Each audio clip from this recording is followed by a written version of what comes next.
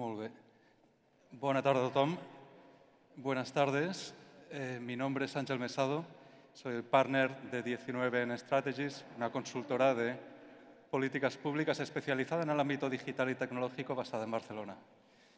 Y hoy modero este panel sobre un tema estratégico, un tema potente y un tema al que se da respuesta directa desde el ecosistema emprendedor de Barcelona. No es más que ni menos que la crisis climática y la batalla por la descarbonización en la que estamos todos implicados. En este sentido, tenemos hoy dos ejemplos de empresas innovadoras de nuestro ecosistema que podríamos etiquetar como empresas descarbonizadoras y ampliamente descarbonizadoras, aparte de disruptoras, aparte de innovadoras. Nos acompañan sus máximos responsables, dos personas muy conocidas en el ecosistema. Por un lado tenemos a Carlota Pi, que es presidenta ejecutiva y cofundadora de Hola Luz, que es una empresa de comercialización de electricidad y de generación de electricidad limpia. Carlota es ingeniera industrial y tiene también un MBA, aparte de otros estudios. Y también ha sido profesora de la Universidad de Barcelona en temas de eficiencia energética y en temas de energía sostenible. Aparte de 20 años de experiencia en temas de generación y comercialización de electricidad en España, en Estados Unidos y en Alemania, si no lo digo mal. Por otro lado tenemos a Lucas Carnet, también una persona muy conocida en el ecosistema, cofundador de Privalia y cofundador y co-CEO de 011H, que es una constructora de última generación, una constructora que está disrumpiendo todo el sector de la construcción a partir de una concepción basada en la digitalización y precisamente en hacer las cosas de una manera más sostenible desde todos los puntos de vista. Y aquí dejo un poco la presentación y os hago una primera pregunta a los dos para lanzar el debate. Y es, ¿cómo definiríais vuestros proyectos desde un punto de vista estrictamente de la sostenibilidad medioambiental, de la descarbonización? Carlota. Nosotros hace ahora 11 años estábamos en un bar pensando en qué podíamos hacer para hacer del mundo un lugar mejor, después de las enseñanzas del profesor José Antonio Segarra que tuvimos en el IES, que nos enseñó que una compañía bien gestionada que es capaz de encontrar su camino hacia la rentabilidad debe de convertirse en una herramienta para hacer del mundo un lugar mejor. Y estábamos en ese bar pensando en qué podíamos hacer. Se nos ocurrió hacer una compañía de transición energética, una compañía que conectara personas a la energía verde para conseguir un planeta 100% verde. Empezamos, como tú decías muy bien, comercializando electricidad, comprando electricidad a productores independientes de energía verde, alquilando el cable y suministrando a cientos de miles de familias en toda España. Y ahora hacemos eso y además, sobre todo, lo que hacemos es transformar edificios, transformamos tejados en nuevas centrales de producción para el sistema. Transformamos una familia en un productor de energía verde, energía 100% sostenible, energía que además se produce kilómetro cero, que no solamente sirve para abastecer, para reducir el consumo de energía de una casa, sino que sirve para generar, para producir, para también su comunidad. Creando así, estamos entregando la mayor comunidad energética de energía verde a base de hacer la suma de microcomunidades de energía verde de toda Europa. En estos 11 años hemos ahorrado millones de toneladas de emisión de CO2 a la atmósfera y además estamos liderando la transición a este sistema, por eso somos una compañía de transición energética, a un sistema de generación 100% verde en un país como es España, el país del sol, donde se combina la generación centralizada verde con este deployment masivo de generación distribuida, generación descentralizada en los tejados. Muy bien. Y Lucas, vosotros desde 011H.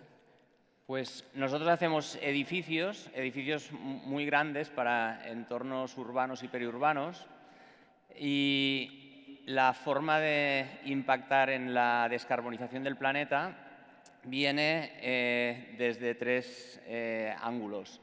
El primero es diseñando edificios que en su operación consuman menos energía, bajando un poco los ingresos del negocio de Carlota. No, no está. Y el segundo y tercero, que son actualmente los, digamos, dos grandes vacíos que hay y donde está nuestra principal contribución, está el segundo en sustituir materiales de los edificios con los que se construyen actualmente, que en su ciclo de vida emiten mucho carbono, por materiales que en ese ciclo de vida emiten mucho menos carbono. Y lo segundo es diseñando también el edificio, no solo para que sea eficiente, sino para que los materiales que se ponen ahí, cuando haya que sacarlos, se puedan desmontar, se puedan separar y reciclar, o antes incluso cuando se desmontan, se puedan reutilizar para otros edificios o para otros usos, digamos, colindantes de valor añadido. Muy bien, y cuando hablamos de sostenibilidad, de hecho hablamos de un concepto muy amplio que va más allá de la pura descarbonización. ¿Qué criterios utilizáis o cuál es vuestro contexto, cuál es vuestro marco analítico para medir el éxito en términos de sostenibilidad y para diseñar vuestro modelo de sostenibilidad? ¿Yo? Venga. Pues en nuestro caso, la verdad es que hay un marco muy bueno, que es un marco normativo europeo. Los políticos y la administración a veces hacen alguna cosa bien y en este caso, en la industria de la construcción, han desarrollado Levels. Levels es una norma que define cómo hay que medir la sostenibilidad en los edificios y básicamente pues, propone una serie de métricas. La primera es la emisión de gases de efecto invernadero en todo el ciclo de vida del edificio, también el coste del edificio en todo su ciclo de vida, porque la sostenibilidad, aparte del impacto medioambiental, tiene que salir barata. Otra importante también es la circularidad y, digamos, la contribución al no agotamiento de recursos naturales, pero además tiene la huella de agua, la preservación de los ecosistemas, la saludabilidad del ambiente interior de los edificios y eso es todo. O sea que nos lo han puesto fácil, ¿no? Además, han cogido ese mismo marco normativo para que sea la base de la UE Taxonomy, que será, digamos, el sistema de clasificación que determinará qué en nuestra industria es sostenible y qué no es sostenible y servirá de base pues, para que subvenciones, financiación, etcétera, puedan apostar por realmente las actividades que son sostenibles en nuestro sector. Exactamente. Y en el ámbito de la energía... Mira, nosotros somos una compañía que nacimos con un propósito genuinamente trascendente de conseguir un planeta 100% verde, de crear una compañía como herramienta poderosa y fuerte para transformar el mundo de manera positiva lo más rápido y profundamente posible. Entonces, yo la primera vez que escuché las siglas ESG fue hace 3 años cuando salimos a bolsa.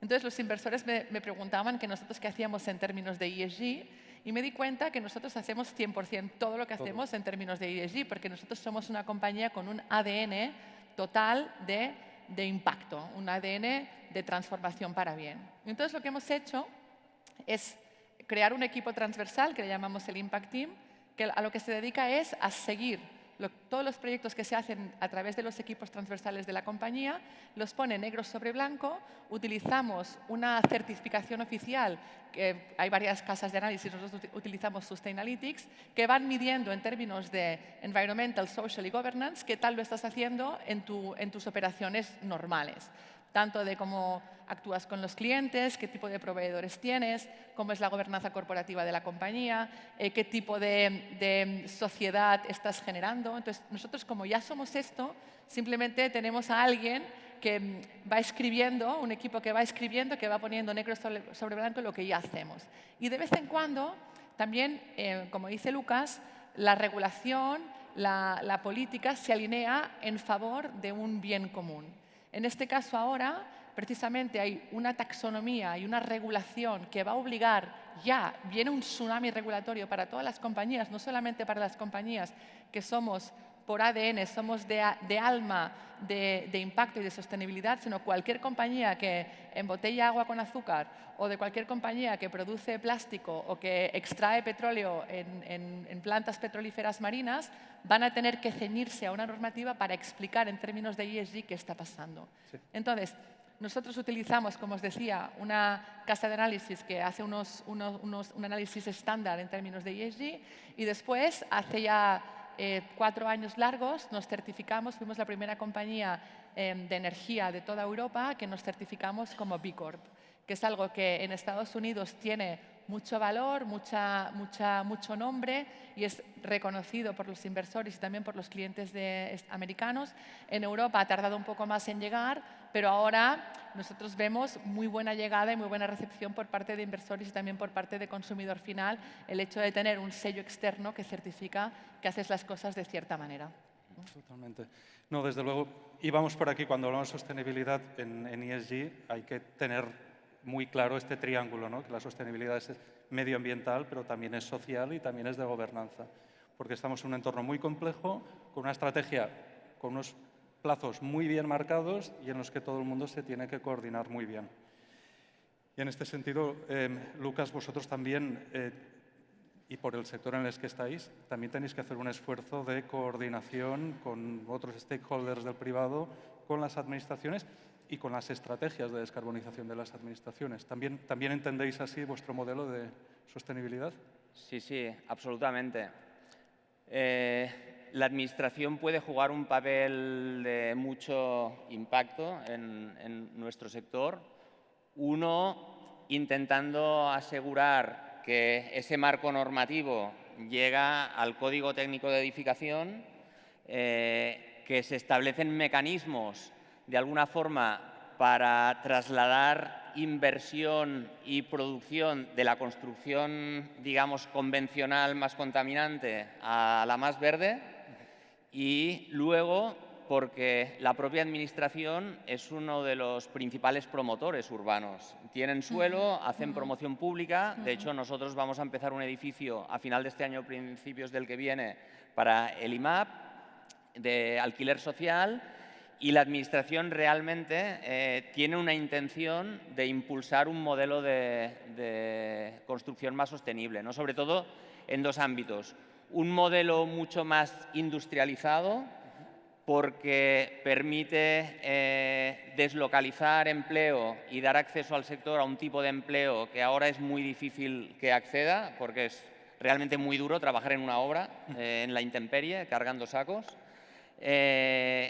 Segundo, porque es mucho más rápida y crea mucha menos disrupción en el barrio y para los vecinos, y además porque claramente pues, tiene una intención de impulsar esos criterios de descarbonizar, de que sea más sostenible, etcétera, ¿no? Ahí, esa es la voluntad.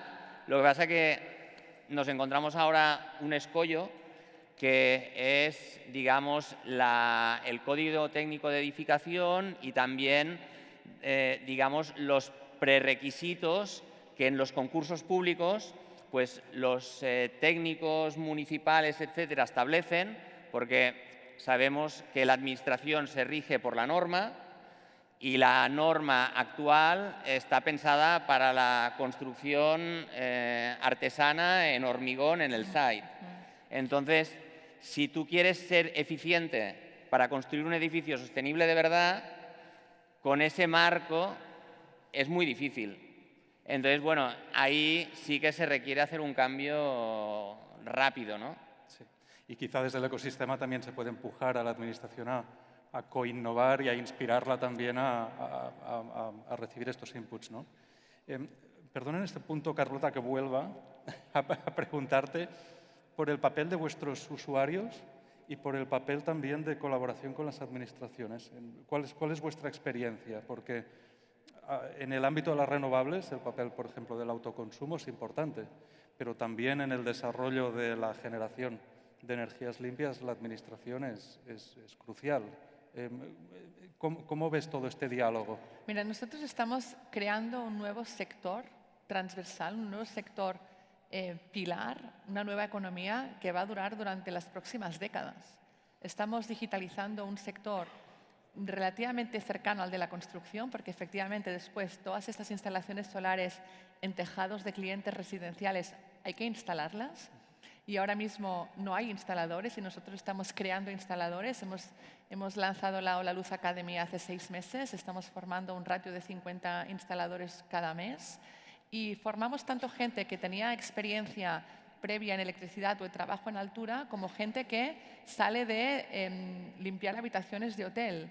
Ahora hemos lanzado ya los 2 primeros squads que están en operación, 100% de mujeres, ¿no? Con un programa que hemos hecho con Barcelona Activa, 16 mujeres que salen de trabajos de limpieza sin ninguna formación ni experiencia previa y que hoy, de estas 16, hay 6 que están montando tejados con un payroll anual de 24.000 euros, ¿no? Que es algo, pues tengo mails de estas personas diciéndome nunca en la vida había ganado un salario como este, ¿no? Y pensando en los años venideros. Entonces, todo lo que es transformación de un sector, primera, desde una perspectiva laboral, segunda, desde una perspectiva de nueva producción. Nosotros estamos generando problemas administrativos como, por ejemplo, un problema de IVA, porque no está previsto en la regulación fiscal española que tú puedas cobrar en tu factura de la luz, que te salga a cobrar. Nosotros tenemos ya una fracción importante de nuestros clientes que ponen placas solares en su tejado, que en vez de pagar al final de mes, les sale a cobrar.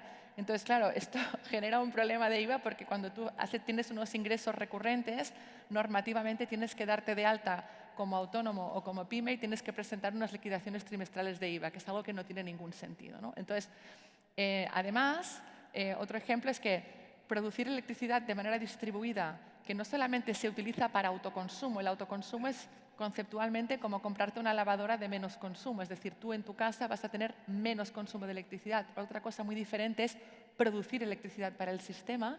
Cuando yo produzco electricidad para el sistema de manera distribuida, el sistema se ahorra todos los costes de transporte y distribución. Por ejemplo, hay uno que tiene un impacto muy grande, que son las pérdidas por efecto Joule, porque no toda la energía se puede transformar todo el trabajo en trabajo. Hay una parte que se pierde en forma de calor. Entonces, el hecho de que yo no pierdo el 20% de esta materia prima porque lo produzco en kilómetro cero, tiene un valor que mejora el sistema, obviamente mejora el precio porque la sostenibilidad tiene que ser barata, 100% de acuerdo, gracias al uso intensivo de la tecnología y los datos, y además libera capacidad en el sistema para inyectar generación centralizada renovable. Entonces, todo esto hace que el sistema que estamos creando requiere muchísimos cambios y requiere muchísimos cambios normativos, especialmente normativos, que en general, en nuestra experiencia, llegan después de haber cambiado la realidad, ¿no? Entonces, nosotros empezamos con la generación distribuida de manera piloto en 2018. Instalamos la primera instalación de autoconsumo compartido, que entonces se llamaba así, en Rubí, en el 2018. Nos costó un año legalizarla, o sea, y ahora estamos a un run rate de 1.500 instalaciones todos los meses, ¿no? Entonces, es algo que hay que empujar, se requieren cambios.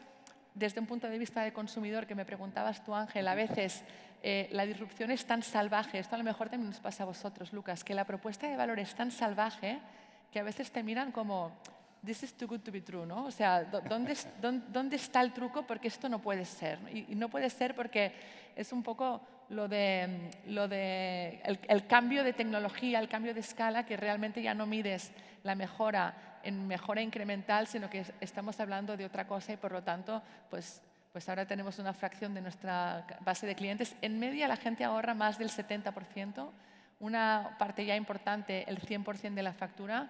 Ya tenemos en segundas residencias, todo el mundo les sale a cobrar. Claro, esto es como seguro, ¿no? Y les produce vértigo, casi. A veces, al principio sí, parece como que no pueda ser verdad, estos tíos me la intentan colar, ¿no? Esto seguro que es así. Sí. ¿No? Y una pregunta al hilo de esto, la digitalización como vector, y estando en Tech Barcelona y siendo el ecosistema digital, una pregunta un poco obvia, ¿no? Pero ¿hasta qué punto es determinante para la eficiencia y para haceros competitivos respecto al sector clásico con los que competís? En el caso de mi negocio, sin digitalización no sería viable, ¿no? Porque hacer edificios con estos materiales y con estos criterios de circularidad y con esa eficiencia es más caro, ¿vale? Hay un green premium. Entonces, hoy en día la gente no puede pagar más de lo que paga por vivir, tendría que pagar menos. Entonces, ¿cómo hacemos edificios sostenibles si es más caro y además la gente no puede pagar más? Pues la única forma es aumentar la productividad del proceso. Y la única forma de aumentar la productividad del proceso es hacerlo repetible y ponerle digitalización para automatizar al máximo todas las tareas, para conectar toda la información y para evitar, digamos, problemas, retrasos, etc. Entonces, eso te lo da la digitalización. Si hoy en día quitas la digitalización de cualquier sector, yo venía del mundo de la moda, imagínate una marca de moda que tiene tiendas que de repente le desconectas la digitalización. No podría pasar de la tienda a pedidos al almacén.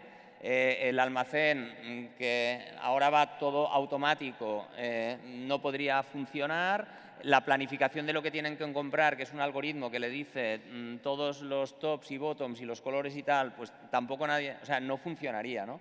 Claro, nosotros estamos llevando, digamos, la construcción de edificios desde, digamos, la preindustrialización a la postdigitalización, que es, oye, vamos a hacer estos dos saltos de golpe, ¿no? Vamos a ver cómo conseguimos hacer el proceso de construcción un producto, es decir, que sea estándar y repetible y que además tengas una cadena de suministro fiable que pueda proveer la mano de obra y los materiales, y además cómo le metemos tecnología digital para que en vez de hacer procesos o tareas repetitivas a mano, las puede hacer una máquina rápido y sin equivocarse. Total. ¿Y en el caso de la luz? Pues 100%. Nosotros, el KPI que correlaciona mejor con la profitability de las instalaciones es poder instalar en un solo día.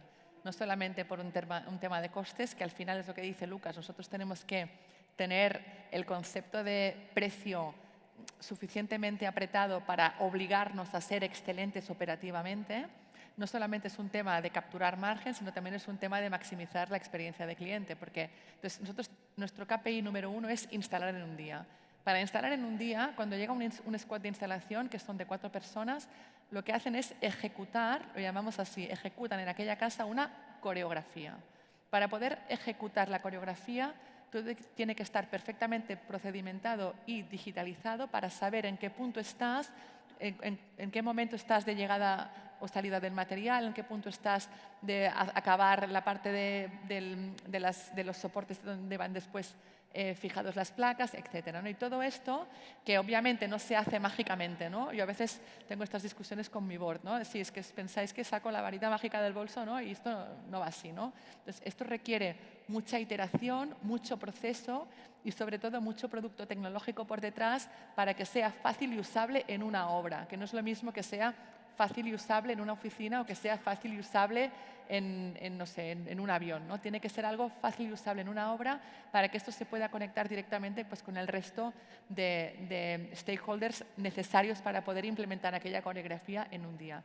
Y esto os pongo el ejemplo más hard, que es el tema del delivery físico de las instalaciones, pero también funciona y tiene un impacto brutal en la profitability para las ventas, porque la conversión de un vendedor es muy diferente en función del acceso que tiene a la información y de cómo es el producto tecnológico que puede utilizar, y lo mismo para después la operativa del negocio que nosotros tenemos a la hora de gestionar esta energía, que nuestra visión es... De hecho, ¿no? 011H y La Luz somos muy parecidos en esto porque en realidad los dos somos plataformas tecnológicas. Claro. Estamos desarrollando producto tecnológico que un día queremos que utilicen millones, ¿no? Pero que ahora necesitamos ser nosotros el primer caso de uso de esta plataforma y además ser capaces de ganar dinero usando esta plataforma para darle credibilidad a la plataforma. Entonces, la digitalización y el producto tecnológico está en la base, en el sustento de todo. Exacto. Una herramienta que puede ser para el sector, puede ser la herramienta del futuro. ¿Puedo explicar lo que hacemos nosotros, que me hace ilusión? Claro que sí. Vale. Nosotros en 011H, justamente para poder mejorar esa productividad y dar cabida a ese sobrecoste, básicamente hemos creado un Lego, pero a escala real, pero a diferencia de lo que hacíamos hasta ahora con el Lego, ¿no? Que abres una caja, hay unas piezas, sacas un papel y te dice, bueno, puedes hacer estas 3 cosas y lo has de montar así, pues tú no tienes caja, pero te bajas una app de Lego y le dices, oye, mira, yo necesito hacer un edificio en este trocito de suelo y que cumpla, digamos, con estos parámetros, regulatorios, lo que sea. Y entonces él te dice, vale, pues mira, la mejor forma de hacerlo es con todas estas piezas de estas, todas estas, todas estas, todas estas. Le puedes dar a un botón y comprar esas piezas y te llegan al día siguiente. Y además luego te van saliendo las instrucciones de cómo hacer ese edificio con cada una de las piezas que tienen, ¿no? Esto es lo que hemos hecho, pero digamos, en vez de hacerlo con un Lego en el salón de casa, pues para hacerlo en un suelo con un edificio grande. Totalmente. Nos queda muy poquito tiempo, pero tenemos tiempo para una última pregunta, pensando en el ecosistema. La pregunta sería, ¿qué oportunidades veis para el ecosistema emprendedor de Barcelona, en este caso, en el ámbito de la transición ecológica y de la revolución de la sostenibilidad? ¿Cómo lo veis? Mira, ¿Dónde estamos? hace un par de meses, Larry Flynn, que es el CEO de BlackRock, publicó una carta que decía que los próximos 1000 unicornios que habrá en el mundo serán empresas de transición energética y de descarbonización. Y esto, el tío lo dice así muy fácil, y estoy segura de que pasará básicamente porque solamente las compañías de transición energética y descarbonización conseguiremos inversión, ¿no? O sea, es un poco la profecía autocumplida, pero esto ya es así porque el mundo del capital se ha dado cuenta que necesita deployar su capital para generar un impacto positivo que en el medio plazo te da mayores retornos. Ya no ese trade-off en el que nos ponían hace unos años de tú que quieres ganar dinero o hacer el bien, esto es una mentira. Haces el bien y como haces el bien bien hecho, ganas todavía más dinero. Entonces, para cualquier emprendedor, cualquier compañía que esté pensando en desarrollar tecnología, producto, disruptar un modelo de negocio, tiene que enfocarse en generar un bien para el mundo en términos de sostenibilidad, en términos de descarbonización y en términos de emisiones. Y esto es lo que pasará durante los próximos 10 años. Sí, ahí para complementar a Carlota rápidamente, claro, hoy en día la inversión se mueve por una ecuación que es riesgo-retorno, ¿no? Entonces, difícilmente, si eso no cambia, la inversión pues va a cambiar y se va a ir a negocios, digamos, que van a descarbonizar, pero que a lo mejor tienen implicaciones, que si necesitas más inversión o un plazo más largo, etcétera, ¿no? Entonces, ¿qué tiene que pasar para que eso ya funcione?